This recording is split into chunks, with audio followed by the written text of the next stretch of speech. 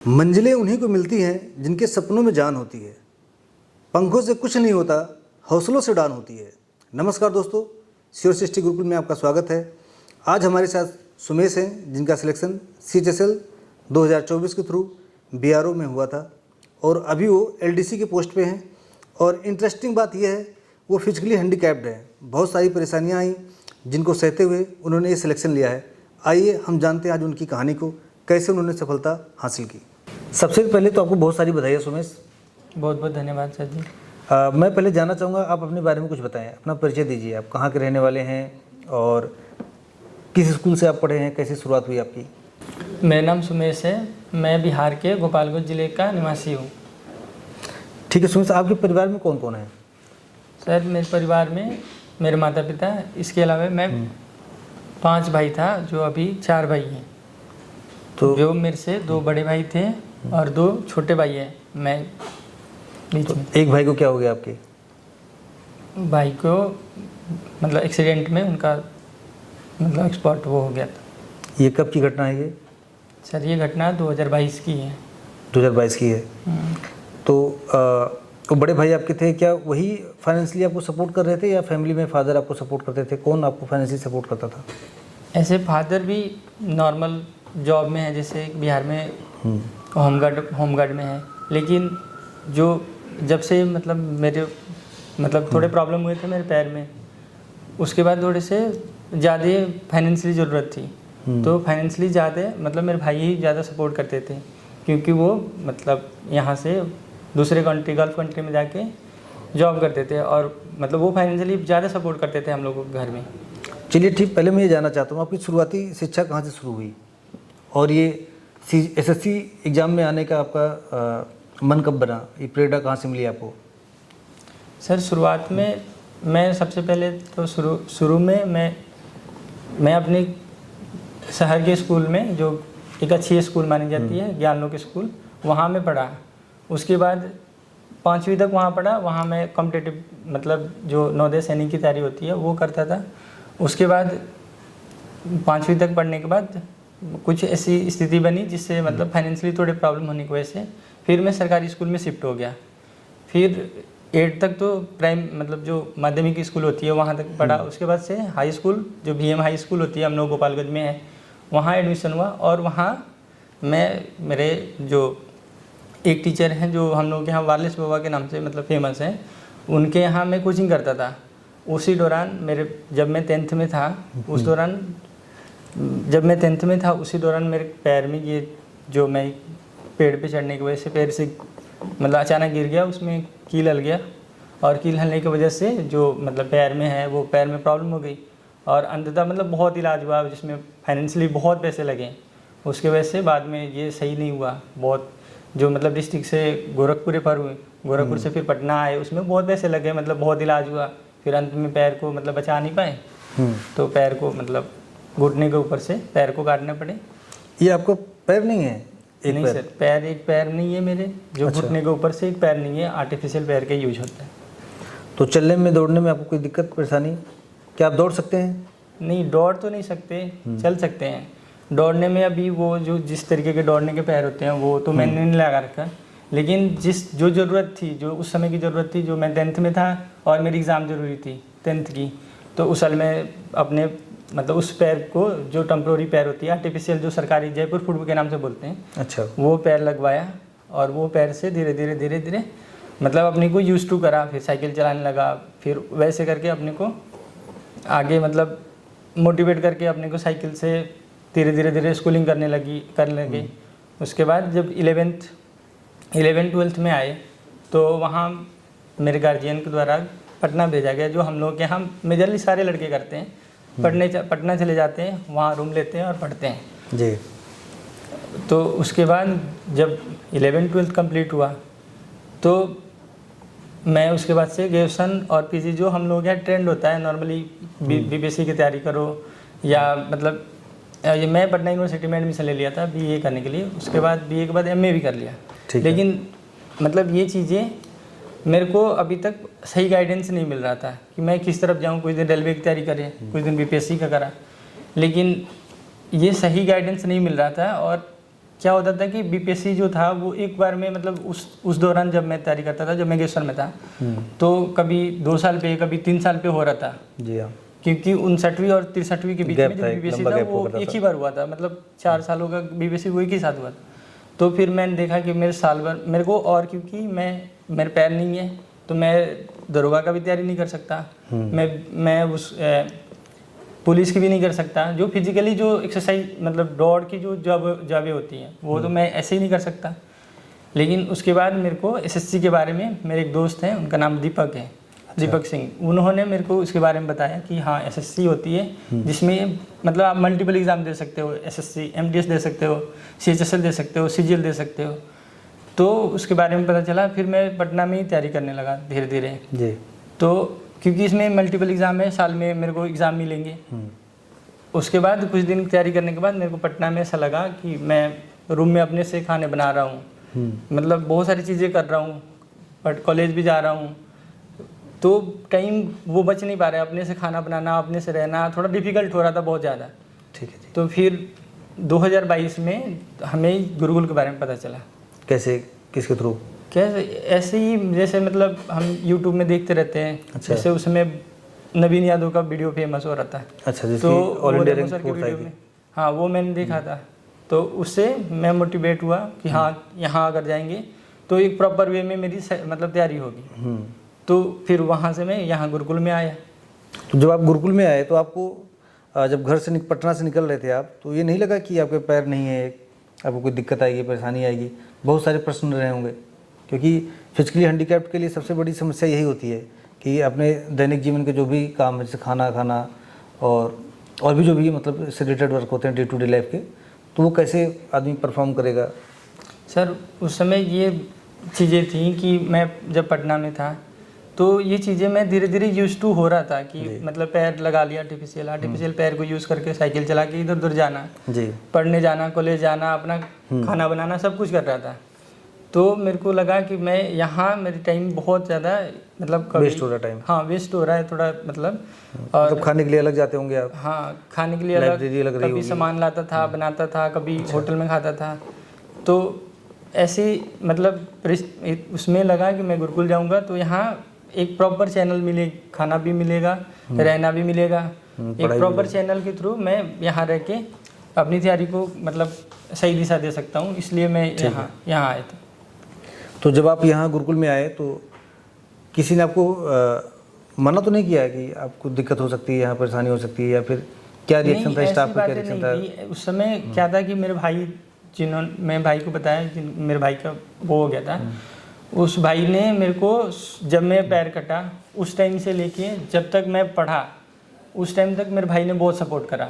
उस भाई की वजह से ही मतलब मैं जो अपने लाइफ में कर पाया वो ज़्यादातर चीज़ें वो उस टाइम तक उन्होंने करा, क्योंकि उन्होंने मेरे को हमेशा मोटिवेट करा। क्योंकि वो मेरे वजह से मेरे पैर कटे, मेरे में बहुत पैसे लगे, उसके वजह से वो सऊदी चले गए काम करने के लिए और वहाँ काम करते थे। तो उन्होंने बहुत मोटिवेट करा कि आप जाओ, मैं पैसे दूंगा। उन्होंने पैसे दिए, मैं गुरुकुल में उनकी वजह से इधर आया और मैं आया और इधर क्लासेस पढ़ने लगा जी।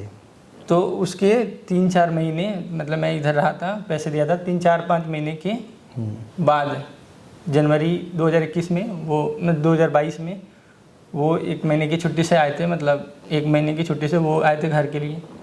फिर उनका एक्सीडेंटली बाइक एक्सीडेंट हो गया जिसकी वजह से उनका एक्सपर्ट डेथ हो गया। अच्छा, फिर किस तरह से आपने मैनेज किया चीज़ों को? क्या क्या समस्याएं आपको आई? फिर उसके बाद गौरव सर यहाँ, तो आप सभी को पता है गौरव सर, मैं यहाँ था आया। तो उसके बाद जिस दिन मैं यहाँ से, उस टाइम मेंस होने वाले थे 2022 के, 2022 वाले मेंस होने वाले थे। उस टाइम हम लोग गए थे जो वहाँ घूमने के लिए, कैंची धाम गए थे। कैंची धाम घूमने के लिए गए थे। तो वहाँ ये एक्सीडेंट हुआ और एक्सीडेंट में मतलब उनका डेथ हुआ। तो मतलब सर को पता चला तो सर वहाँ से ले आए मेरे को, यहाँ मोटिवेट करा और उन्होंने मेरे को यहाँ तक कैब बुक करा, पैसे दिए 5000 रुपये और बोला जाओ घर, ये करके आओ, उसके बाद मैं तुम्हें देखूँगा। तो फिर गौरव सर ने मतलब यहाँ जितने दिन भी मैं रहा, यहाँ बहुत सारी डिफ़िकल्टी थी, लेकिन उसका सबका सॉल्यूशन टाइम बाई टाइम जैसे खाना इधर 4th फ्लोर पे मिलता था, तो उन्होंने ऐसा करा कि आप जैसे खाना लाने के लिए एक आदमी रख दिया। लाइब्रेरी में प्रॉब्लम होते थे तो लाइब्रेरी में वैसी सीटें दी गई जैसे मैं आराम से अपने पैर को खोल के बैठ के पढ़ सकूं। तो इसमें कुछ दोस्तों ने हेल्प करा, सर ने बहुत हेल्प करा, भाई ने बहुत हेल्प करा, जिसकी वजह से मैं अभी ये एसएससी में CHSL के थ्रू ये जॉब पाया हूँ बॉर्डर रोड में। अच्छा, इसके अलावा घर परिवार का सपोर्ट कैसा रहा आपको? घर में बहुत मतलब पॉजिटिव इन्वायरमेंट है। पापा भी शुरू से ही चाहते थे कि सारे बच्चे जितने हैं वो अच्छे से पढ़ें, अच्छे से मतलब आगे बढ़े सब। मेरे बड़े भाई मवेशी डॉक्टर हैं, मेरे से छोटा भाई इंजीनियरिंग कर रहा है और सबसे छोटा भाई वो मेडिकल चलाता है। तो वो भाई भी मतलब अच्छे पढ़े लिखे थे, लेकिन परिस्थितियाँ ऐसी बनी कि उनको सऊदी जाने पड़े। मतलब उस टाइम यही ऑप्शन था क्योंकि बहुत पैसे कर्ज हो गए थे मेरी वजह से, पैर में बहुत पैसे लगने की वजह से। तो यही मतलब कारण था। अच्छा, गुरुकुल में जैसे एक नॉर्मल स्टूडेंट की दिनचर्या होती है, सुबह उठता है, पढ़ता है अपना, जैसे अभी तो सुबह 8:30 स्टार्ट होता है शेड्यूल अपना गुरुकुल का, 7 बजे उठाते हैं, 8:30 स्टार्ट होता है। आपके टाइम पे जब आप नए नए आए थे तो उस समय 6 बजे उठाते थे, 6:30 बजे शुरू होती थी। हाँ, और तो क्या मतलब आप रूटीन फॉलो कर पाते थे उस समय पे, या कुछ छूट लिए थे रूटीन में आप? नहीं, मैक्सिमम तो मैं सारी रूटीन फॉलो करने की कोशिश करता था। मैं क्योंकि मैं अपने आप को मोटिवेट करके इधर आया था कि मैं जॉब लेके जाऊंगा, खाली हाथ नहीं जाऊंगा। तो इस वजह से मैं मैक्सिमम मैं चाहता था कि मैं जितना कर सकता हूँ वो करता था। हाँ, एक आध कभी हो जाए तो मेरे को आपके द्वारा भी, सर के द्वारा भी मतलब थोड़े छूट दी गई थी कि हाँ, अगर आपको पैर में दर्द होता है, ऐसी स्थिति बनती है तो आप रूम में पढ़ सकते हो या रूम में थोड़े रेस्ट कर सकते हो। अच्छा, और बाकी जैसे आप पटना में भी रहे, कुछ दिन तक तैयारी की, फिर यहाँ गुरुकुल में आए, किस तरह से आपकी लाइफ में चैलेंजेस किस तरह के आए? यहाँ ज़्यादा चीज़ आसान थी या वहाँ आसान थी, या पढ़ाई आपकी ज़्यादा कहाँ हुई? और सर, पढ़ाई का ये है कि वहाँ मैं थोड़ा सा ये था कि मैं चाह रहा था कि असिस्टेंट प्रोफेसर की तरफ जाऊँ, तो BA करा, फिर MA करा, लेकिन परिस्थितियाँ वैसी बन नहीं रही थी। मेरे को लगा कि हाँ, SSC ज़्यादा ऑप्शन है क्योंकि जॉब लेना ज़्यादा ज़रूरी था। जॉब ज़रूरी होने की वजह से इसमें थोड़े ऑप्शन ज़्यादा मिलते थे, 3-4 ऑप्शन थे। तो मैं सोचा कि हाँ, CGL नहीं होगा तो MTS होगा, MTS नहीं होगा तो CHSL नहीं होगा तो MTS होगा। तो मैं इसलिए मैं यहाँ आया कि 3-4 पेपर मेरे को हर साल SSC में मिलेंगे। तो इस वजह से मैं इधर गुरुकुल में जब आया तो गुरुकुल में बहुत सारे टॉपर, बहुत सारे मतलब डाउट टीचर, हर कोई मोटिवेट करता था कि हाँ भाई, आप अगर ऐसे स्थिति में आ सकते हो। तो मैं भी मोटिवेट होता था और वो भी मोटिवेट होते थे कि हाँ चलो, आप जैसे लड़के अगर गुरुकुल में रह सकते हो तो मैं भी रह सकता हूँ। अच्छा, मैं ये जानना चाहता हूँ कि जैसे पढ़ाई लिखाई की बातें तो हम करते ही रहते हैं, बहुत सारे यहाँ टॉपर आते हैं, CGL के भी आते हैं और डिफरेंट एग्जाम के आते रहते हैं।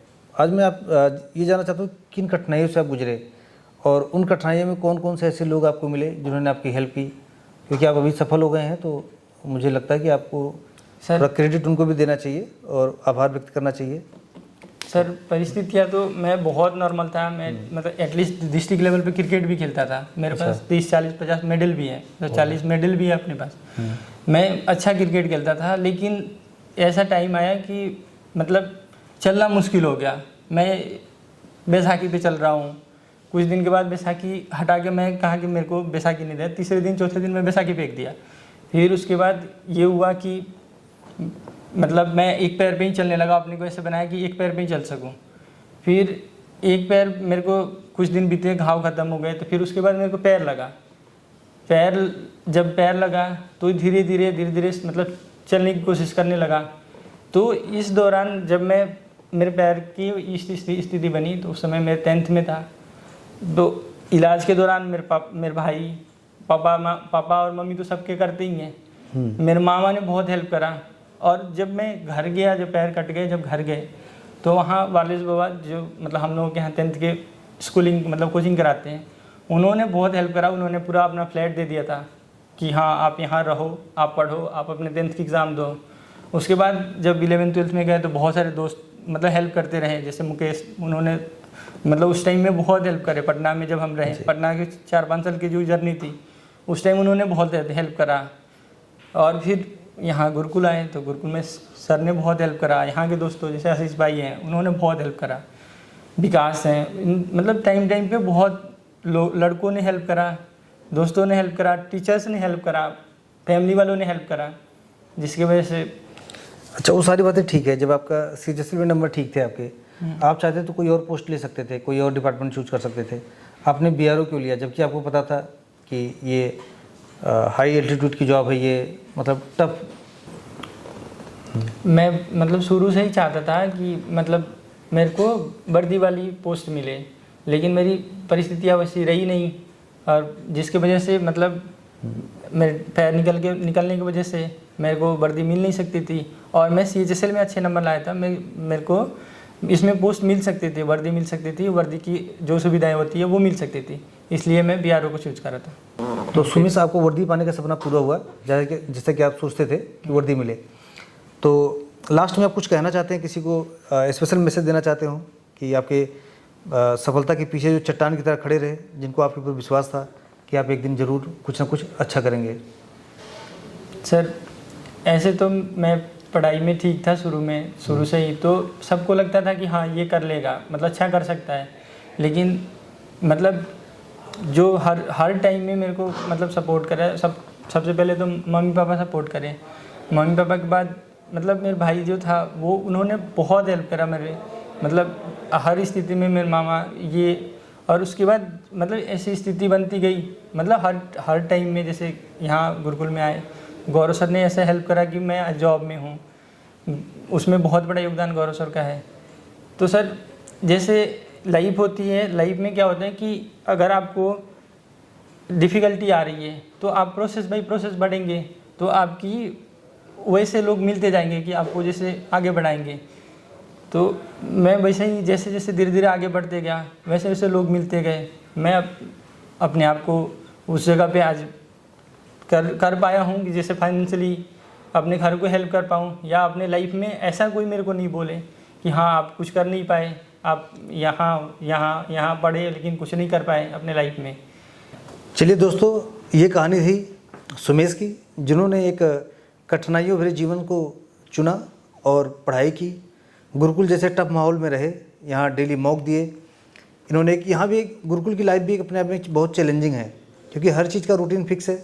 फिर भी बेचारे यहाँ ये रहे, टिके रहे। और इनके घर वालों और इनके जो गुरुजन थे, जो 10th में 12th में, और कुछ फ्रेंड्स, जैसे गुरुकुल में इनके एक दोस्त थे आशीष, ऐसे बहुत सारे लोगों ने इनकी हेल्प की और ये अपनी मंजिल प्राप्त किए।